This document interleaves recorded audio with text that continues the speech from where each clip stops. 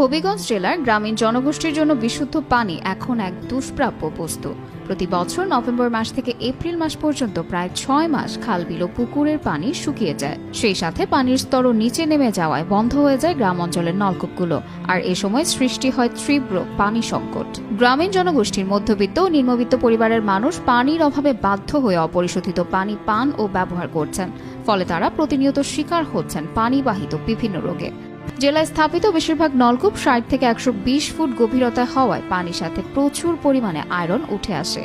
এই পানি দীর্ঘদিন পান করার ফলে চর্মরোগ, ডায়রিয়া ও জন্ডিসের মতো রোগ বাড়ছে প্রতিনিয়ত। অথচ গ্রাহকের চাহিদা অনুযায়ী সরকারিভাবে নতুন নলকূপ স্থাপনের উদ্যোগ নেই বললেই চলে। বাধ্য হয়ে অনেক পরিবার পুকুর কিংবা অপরিষ্কার উৎস থেকে পানি ব্যবহার করছেন। হবিগঞ্জ জেলাতেই আমাদের হবিগঞ্জ জেলায় আমাদের আর্সেনিক যুক্ত এবং এটা হলো আয়রন যুক্ত পানি খুব বেশি, যেই কারণে আমাদের এলাকার মানুষগুলা সবসময়ই হসপিটাল এবং এইসবের সাথে দৌড়াদৌড়ি করতে হয়।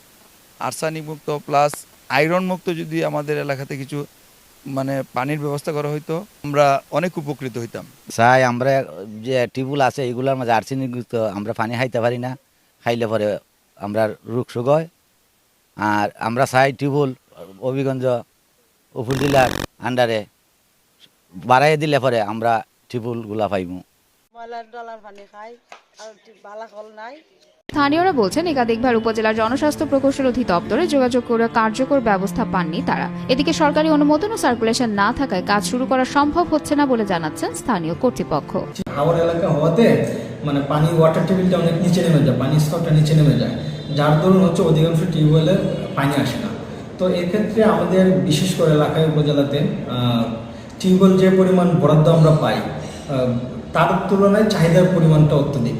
তো এই হিসাবে যদি টিউবওয়েলের বরাদ্দের পরিমাণটা বাড়ানো যায়, আমি মনে করি যে আমাদের যে পানির যে সমস্যাটা আছে ওই সমস্যাটা থেকে আমরা আস্তে আস্তে উন্নতির দিকে যেতে পারবো। তবে হবিগঞ্জ জনস্বার্থ প্রকৌশল অধিদপ্তরের পক্ষ থেকে জানানো হয়েছে সরকারি অনুমোদন ও বরাদ্দ পেলেই নতুন নলকূপ স্থাপনের কাজ শুরু হবে। ইতিমধ্যে তালিকা তৈরির কাজ চলমান রয়েছে।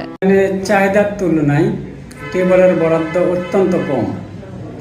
বিভিন্ন উপজেলায় দেখা যায় বিভিন্ন প্রকল্প থেকে টিউবওয়েল হয়, কিন্তু সদর উপজেলায় প্রজেক্ট নাই বললেই চলে।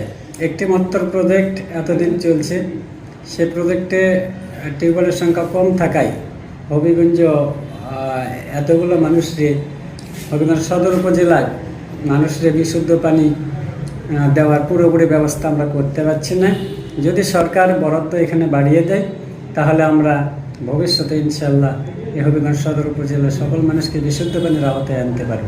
টিউবওয়েলের সংকট ও বিশুদ্ধ পানির অভাব, এই দুই সমস্যার সমাধান না হলে গ্রামীণ জনপদের দুর্ভোগ আরও বাড়বে। তাই এখন প্রয়োজন দ্রুত পদক্ষেপ ও টেকসই পানি ব্যবস্থাপনা, এমনটাই মনে করছেন সুধীমহল সহ সাধারণ মানুষ।